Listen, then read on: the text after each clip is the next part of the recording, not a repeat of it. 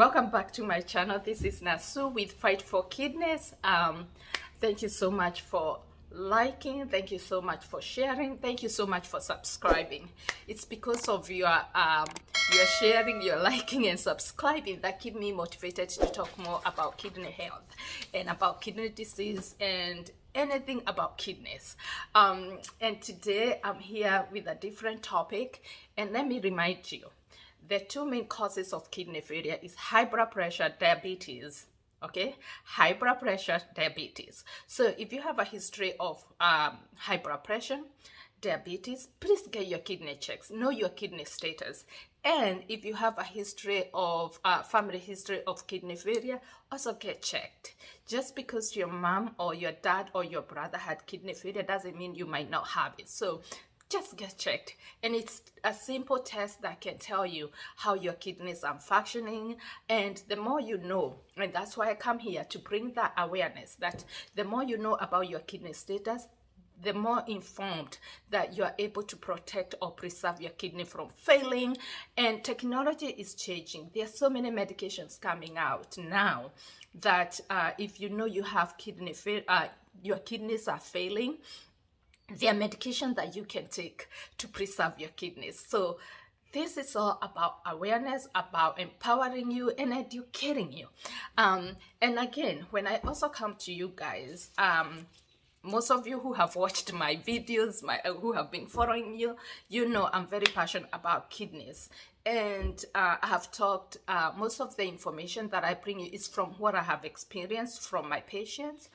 And I know if my patients are going through that, there's millions and millions of people out there who are going through that, and some of them don't even know, because even this patient were the thousands and the millions of people who had kidney failure who didn't even know that they had kidney failure until they went to the hospital because of a headache, because they were nauseous, or for whatever other reason that took them to the hospital, and they came to find out that their kidneys have failed.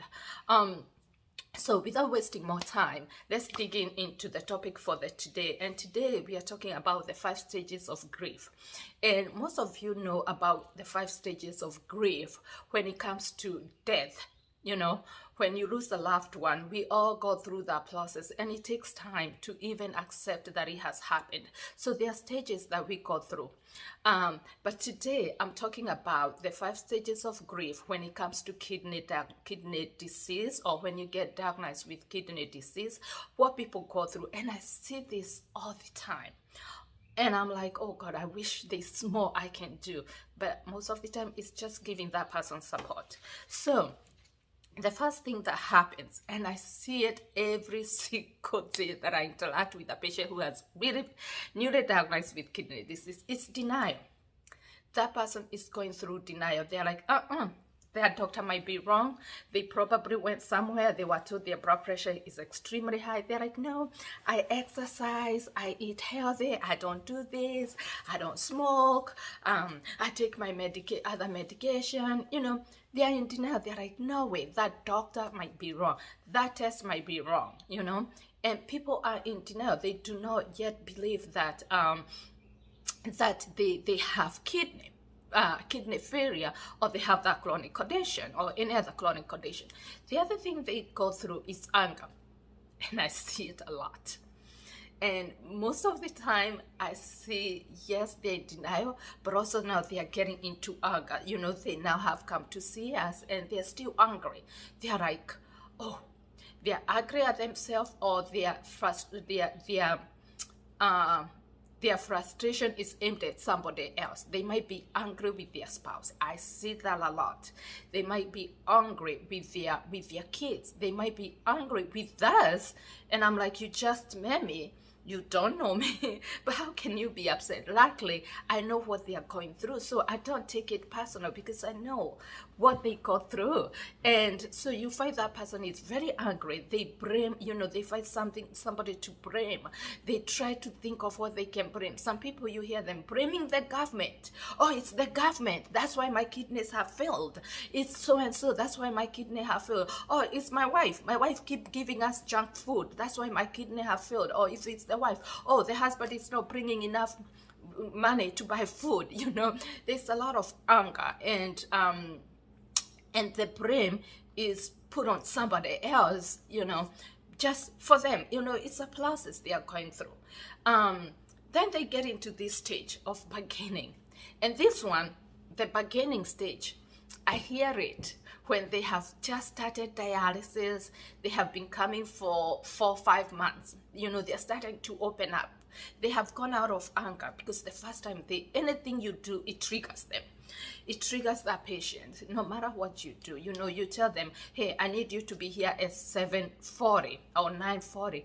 They get there at 9:40, you can get them to the chair, and they're so, oh, you told me to be here at 9:40, and da da da da da da. They are angry. They are not even trying to understand why you can't get to that chair at 9:40, because they're fixed. They're still not understanding. But then, so after 5-6 months, they start getting to they are getting to the stage of bargaining, and this is where people look for ways to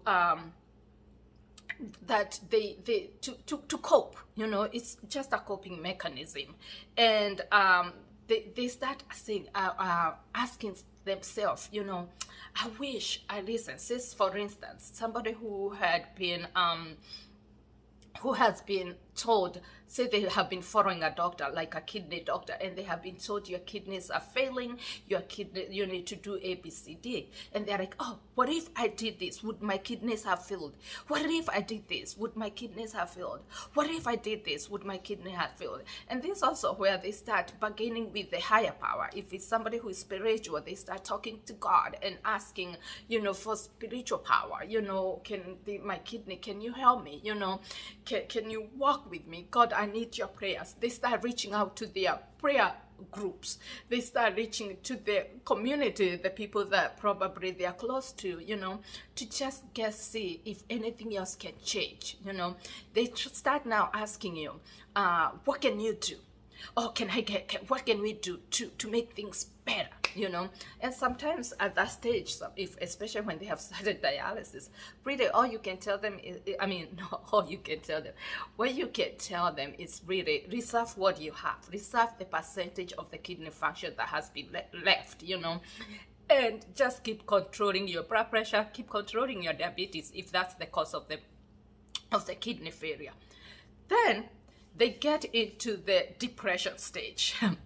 Now they have been going through, they have been, in dialysis. And this is a very tricky one, very, very tricky one. And if you have not watched this video, because there's a video I talked about depression and kidney failure. So these people, and the problem here, when they get at this stage of depression, sometimes it's very, very hard to get diagnosed with the depression, because unless you are followed by somebody who really, really know what you're going through, does not just put it off it's because of your kidneys. Because the problem with depression and kidney failure is that the signs and symptoms mimic each other. The patient might say, I'm angry. They might be angry because they have toxins that have built in their body. They might not be sleeping well. They might be feeling tired, and the symptoms mimic the same as the symptoms for when you have kidney failure. So it's very, very important for this person to ask. If you're a clinician, if you're somebody working with people with kidney failure, it's important to ask more questions, so that you can be able to help them and treat them and support them through the depression, and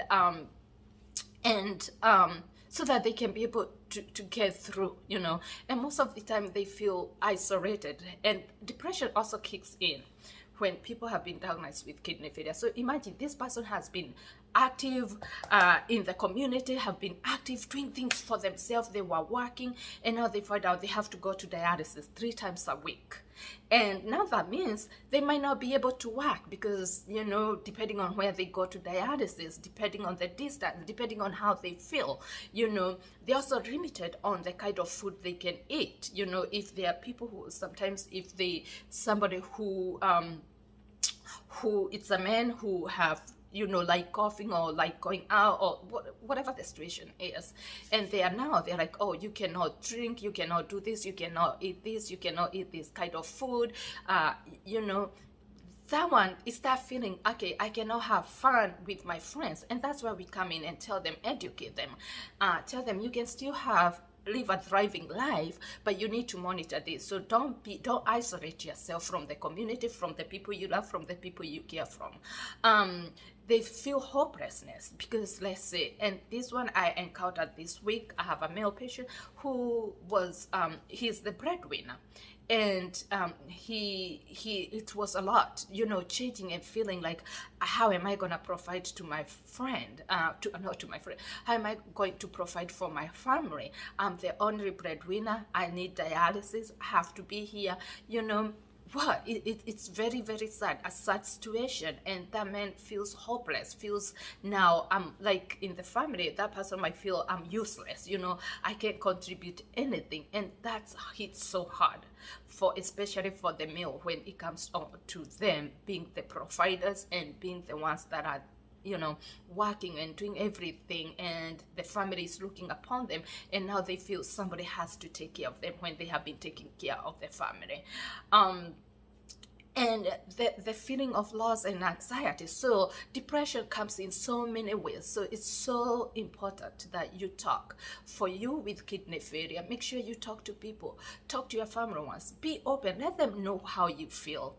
And the last stage is where now they come to acceptance. Like they accept this is the situation, this is the way it is, and that's the stage. And every time I'm talking to the patient, when they come in, I'm telling them it's a process. It's a process. And I like what I do right now because I connect so well. I connect with patients. I have enough time to talk to the patients. I'm sitting on one-on-one with them, and I'm teaching them, educating them. So it gives me the opportunity to tell them, walk them through this process. Sometimes I see them through the whole process as they go through the denial, the anger, the bargain, the depression, the acceptance. And this is where they're like, this is it. This is the situation. What can I do? How can I live my life? And one thing I tell everybody, if you have been diagnosed with kidney failure and you have to be in dialysis, it's just making sure that your life does not revolve around dialysis, but you revolve around dialysis. Let dialysis not be the central piece of your life. You have to let it, you have to make a way that you work around your dialysis, not the dialysis working around your life and not going to treatment controlling your life. And then they also accept, and they're like, okay, they start talking to people in the community. They are very open. Most of the time when they're in denial or bargaining, they tell you, I do not want my family member to know, like my brother, my nephew, my uncles. I don't want them to know. I don't want my church members to know that my kidneys have failed. But when they're in acceptance stage, they want to let everybody know about that. Their kidneys have failed. This is what it is. This is what goes through. This is what I have been doing. This is what you can do. For those people who have the way you can go through this is making sure that you talk to people. Open up. Don't be ashamed. Don't be shy. Open up and talk to people. Join the community, join the social media, join the support group. Be there. Let your family members know. Let your friends know what you're going through, and ask for help where you feel you're not able to do something or you can't do it yourself. Always ask for help. There's always somebody who will be there to give you a hand. So thank you so much, guys, for subscribing. Thank you so much for sharing. And until next time, thank you. Please share, please like and subscribe, and let somebody else know about the fight for kidneys so that we can continue bringing this awareness. Until next time, this is Nasu with Fight for Kidneys. Thank you so much.